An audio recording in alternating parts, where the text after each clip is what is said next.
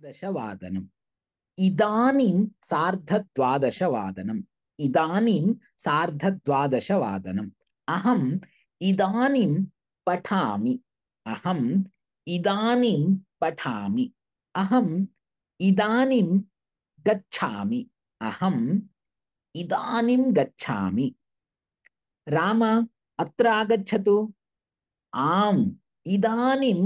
आगच्छामि आम् इदानीम् आगच्छामि आम् कः समयः इदानीं पञ्चवादनम् इदानीं पञ्चवादनम् वाक्यम् इदानीम्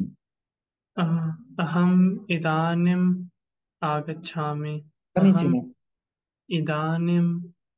पठामि उत्तमम् सः